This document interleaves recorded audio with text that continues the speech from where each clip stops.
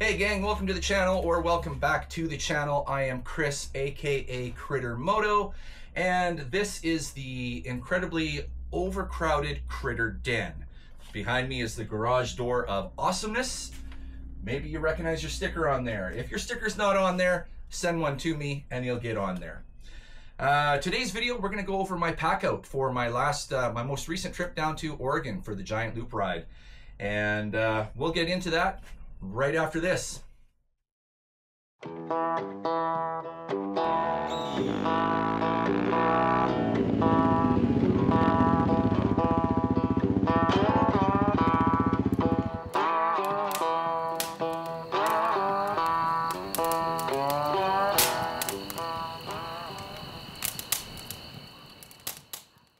Okay, packing a motorcycle for a super long trip.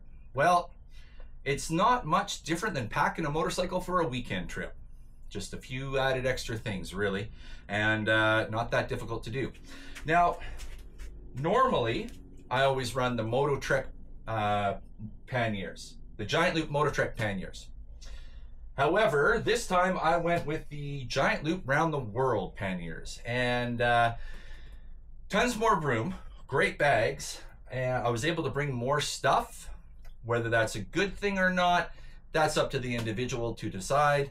I was able to bring a couple more extra comfort items, which I found really nice, that I wouldn't have done before. But what we'll do is we'll start first with the hydration pack. Now, any motorcycle trip, any weekend trip, any long trip, hydration is a key. You would be surprised at how dehydrated you get whilst riding a motorcycle, especially in the high desert where it's pretty arid and dry. So, full of water, hydration pack. In the back of the hydration pack, I always had a power bar or a snack, as well as my glasses. I need glasses to be able to read. And also I carried, where is it? Not that one. I also carried a small tripod, which oddly enough, I didn't use. So there are a few things that I packed that I didn't need, but it was nice to have them anyways. So step one, hydration pack, SOS, pretty standard, right? Then we'll go to the front of the bike, and in my tank bag, in trips past has always been my charging station where I've kept everything. I sort of switched everything around a little bit this trip, and the tank bag was solely for the drone. The drone, a few business cards, a few stickers that I handed out, that kind of stuff.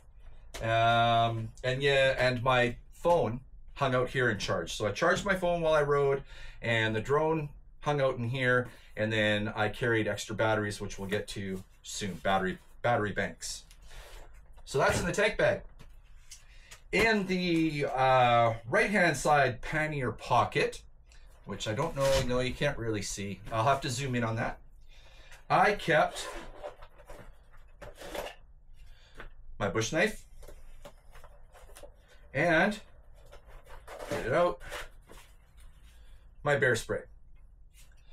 Now, to answer a bunch of questions, it really depends. I think there's no concrete rule about bear spray and crossing the border per se. My own personal experience has boiled down to it depends on the border crossing guard. I keep it in its holster. It's well marked what it is. It's the large canister. Never had an issue.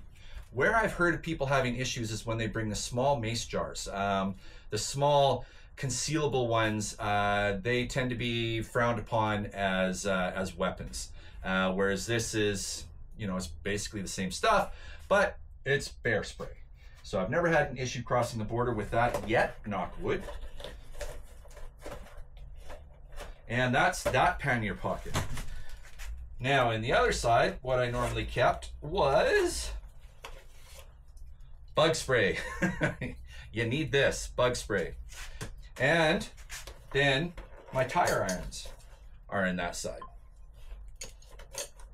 That's pretty simple there. Oh, and my toe strap. This toe strap is from, I haven't used it yet, but it's from Lato Sport ADV. He makes these things himself, and He gave me a red one to match the bike. Nice, nice. Thank you. Thank you, Matt, from Lato Sport 80. Moving to the back of the bike, I'll have to put in a picture because I can't really move the bike around to show you, but I'll insert a picture here of the bike with all the bags on it. On the very top, Giant Loop Armadillo bag. Extra fuel, especially Southeastern Oregon, this is a must. I will be honest though, I never needed it, but to have it full, to have that extra gallon of fuel, I never once felt range anxiety. Turns out that I thought I would get about 160, 170 miles, however many kilometers that is. I'll have to put the thing down. See, I'm still stuck in miles because I've been down in the States for a while. Yeah, typically about 170 miles. Turns out I get closer to 200 miles on a tank of this thing. Then you add this will probably get me another 50 miles. So 250 miles, that's quite the range. That's pretty good. So Armadillo bag, full of fuel, no range anxiety. Underneath that, in the massive Tillamook bag, Giant Loop Tillamook bag. Yes, I am a Giant Loop ambassador, and yes, if you use my code, you can save 20% on Giant Loop. There's my plug. Code is in the description below. So this one is super light. I tried to pack everything, keeping all of my weight down low. You want your weight down low when you're packing a motorcycle if you're new to this. It just makes the bike perform that much better. There's nothing worse than riding off-road, roads that you're not sure of, and you've got a pillion on the back because all of your camp gear is up high up on the back. So try and keep all your weight down low, and I also try to keep my weight evenly balanced. So both bags are packed in such a manner that both sides are relatively within a pound of each other. So let's get back to this one. In here, I kept, open her up here, and in here, I kept in a Possibles pouch, which normally hangs on the back of my Mototrek bag, is my cordless air pump by Oak and Iron, and it also serves as a battery bank. So in a pinch, I could charge devices on this. I could charge cameras on this. There's a theme here to portable battery banks, as well as a heavy-duty tube. 21-inch heavy-duty tube is in there. I also kept my ouch pouch because it should be readily accessible. Should be one of the first things you can open up a bag and grab, and it's right at the top. So pretty standard first aid kit. I'm pretty much set to deal with any wound or injury that myself or a fellow rider may occur while riding off-road. I also have some extra paracord in here. I'm a firm believer of you cannot have enough paracord. Moving right along, I kept, now this is one thing that I wouldn't normally pack with the Mototreks, is actual hiking shoes. Actual hiking shoes for those days around camp when I want to go for a hike, or even while I'm at Giant Loop, I can wear the hiking shoes instead of my boots. Normally with the Mototreks, I will take like flip-flops or sandals. My only dislike about that is my feet get super dirty. So I would rather have hikers, so it was nice to bring actual hikers.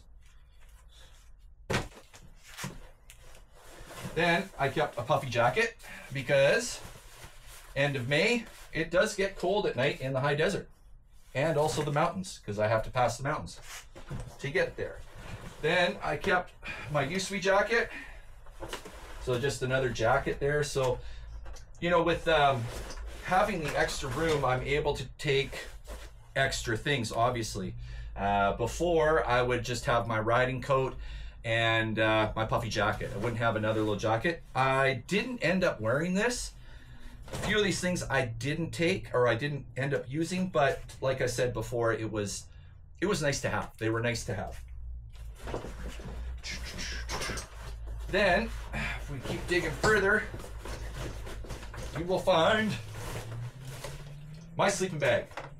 The Sea to Summit, what is this one? The 30? I forget. But anyways, it's the bag that goes around the that slips over the sleeping pad and gives you like a nice bed type feel. Love that thing. There's been lots of reviews. Other YouTubers have done reviews on that. I'm not here to try and push product, except for maybe the Giant Loop stuff, because I do get a small commission on that. Ooh, that was shameless.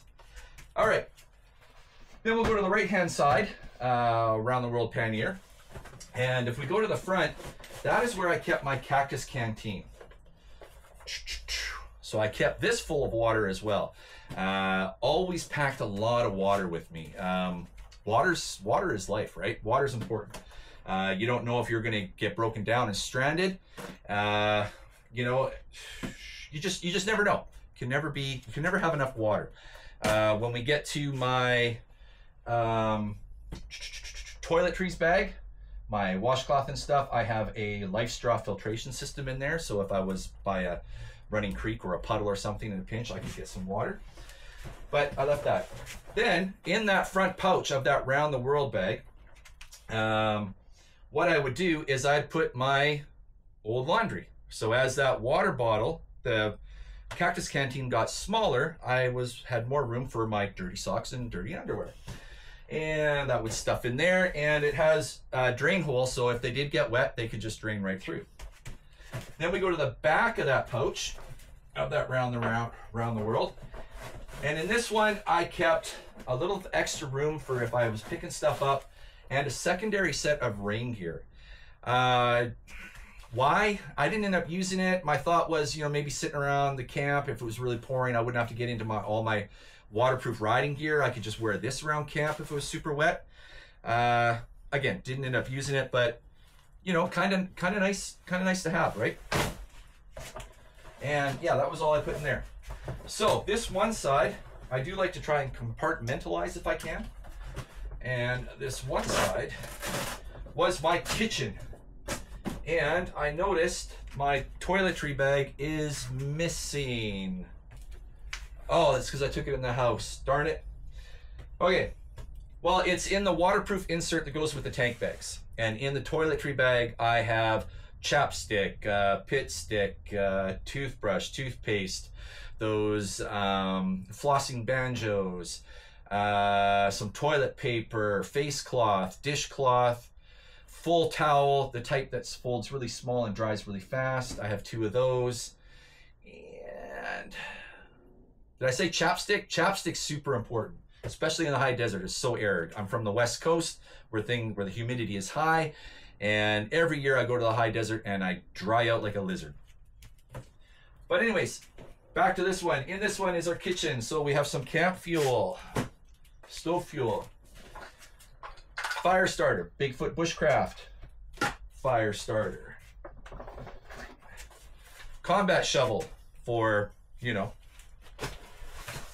the time when you have to go off to the bush. Oh, I picked up a koozie.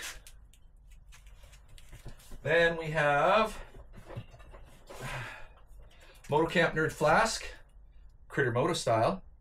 And, you know, depressingly enough to say, this stayed empty the entire trip. I don't know, I just wasn't feeling the whiskey this trip, I guess.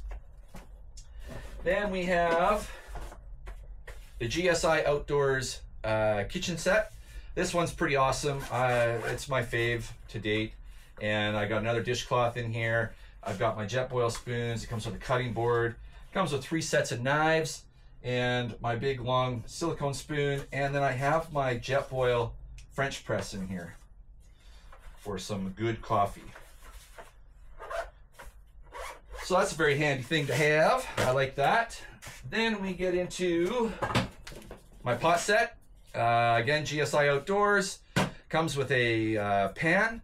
Then there's a pot. The outside case can become a sink for washing all the dishes. And inside here I have a secondary stove. The handle for the pan, a bag of other fire starter lint, dryer lint, so that kind of stuff. And then some insulated cups for hot coffee. So we got that. And what else we got in here? We have my little axe. I keep this thing super sharp. So sharp, actually, I just put my thumb on there and I cut myself, but that's another story. That's a critter faux pas while sitting around the camp. Then I have my Jetboil stove. Been rocking this for years. Been really hard on this thing, and it's still surviving. It's not quite circular anymore. I have to kind of flex it because inside you can store your fuel. I do have another fuel can in here.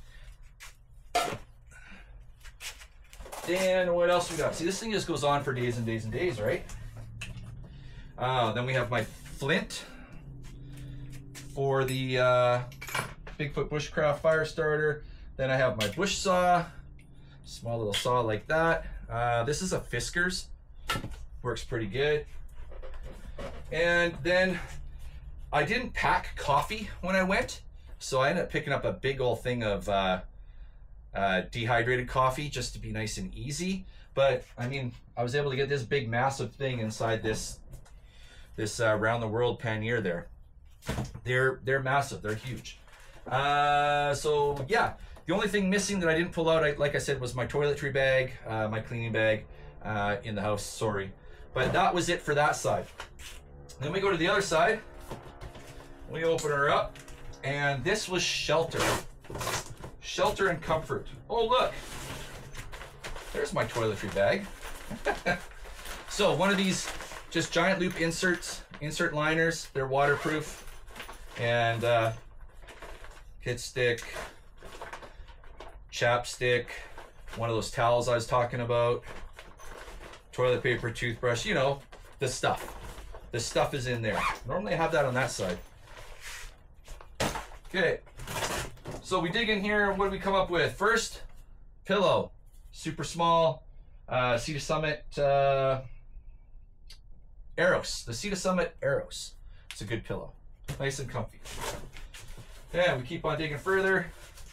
Sleeping pad, Big Agnes Q-Core Deluxe. This is the big one. It's older too. I don't think they make this one anymore, but it is noisy but comfortable. People will hear you rolling around in this over your snoring, but it is comfortable and warm because it's insulated. Then we have an electric pump right here. This is just an Amazon find. It holds a charge forever. I am still at 4 bars. 4 bars on this thing, and I charged this last year for my trip. So it has done all of last year's camping, and then this big trip, I'm still at 4 bars. And if need be, again, you can use this as a power bank to charge up your devices. Multiple uses, multiple uses. That's the key, multiple uses. Then we have the footprint for my tent footprint. We dig a little further, we have my tent. The Big Agnes Tiger Wall 2. I don't know. All my stuff is in the names of everything and links to everything is all in the description below. I'm really bad with brand names, and that's probably why I'm not an ambassador for everybody. But anyways, great tent, super light. Look how small it is. I don't even have it cinched up as tight as it can get. But it weighs absolutely nothing. So I've been really happy with this. Really, really happy with that. Buy once, cry once type thing. What else we got in here? Then I had, oh, there's an extra little bag that I didn't put my chair in. So the chair came with a bag. And that's right, I have a chair. So camp trips in the past, I've had the click chair. You may have seen that. This was another startup Kickstarter thingy. Was it Kickstarter? I think so. A Kickstarter program. A new chair, very similar to the Click products, but a little bit taller in the back. I found this really, really comfortable. Yeah, so just a really lightweight collapsible chair, not very big. And the nice thing with the Round the Worlds is it was able to sit like this in there, whereas with the Motortreks, I'd have it like this, and then you're trying to stuff everything around. I find it a little bit easier to stuff bags if you can lay everything horizontal and just keep pushing down and cramming down, if that makes any sense. Then we have a total luxury item. I bought myself a table. So this is a small little portable aluminum table, and I've never had a table before. But man, it sure was nice, you know, nice to be able to sit in your chair and not be completely hunched over while you're cooking, and just be able to cook on there, cut on there, have a space to put your coffee, you know, whatever. And it's strong enough that it can rest my feet, so I can use it as a footstool when I'm sitting there and I want to relax as well. So again, another Amazon find. I probably wouldn't be able to give you the link for this, but I think it was like 19 bucks. So super cheap and worked really, really well. Then we have a few extra tent stakes. Always carry some extra tent stakes because the next item, which is this, these are collapsible tent poles. Aluminum collapsible tent poles, 2 7-foot sets. And they're all collapsible, so I can have 2 5-foots and 2 2-foots to make up the difference, right? So I could have 4 sets. What are the extra tent poles for?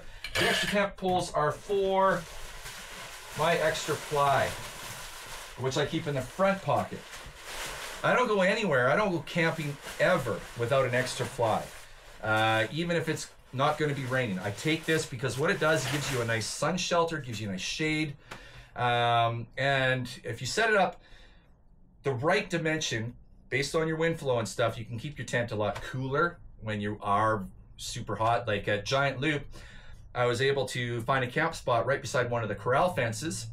Tied one end to the top of the corral fence, so that's roughly 40 inches or so up, and then strung over my tent, and I broke the sections down into 2 5s and 2 2s, and basically came across and then down, created a nice little sun shelter for my tent.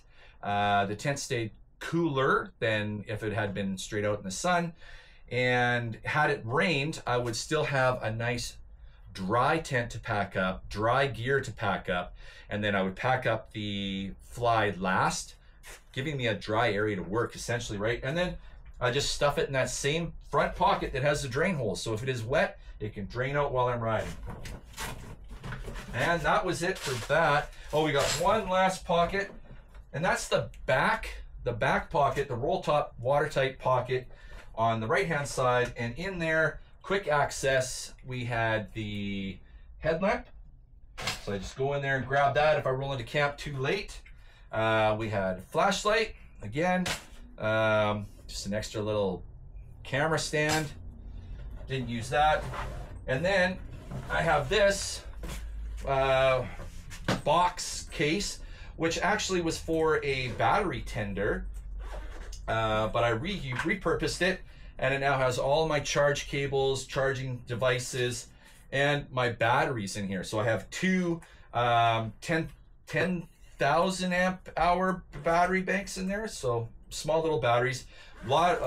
Pretty big charge. I can charge the iPhone twice off of one, but really good just for doing those top-ups. It'll charge the camera here 3 or 4 times.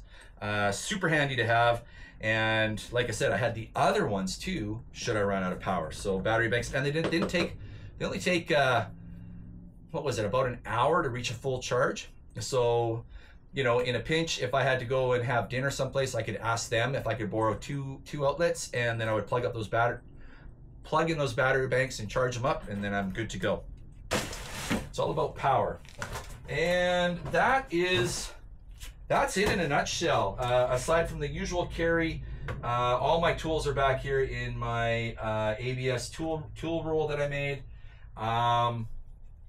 That's about it. Yeah, that was it. So that's everything I took to survive off the bike.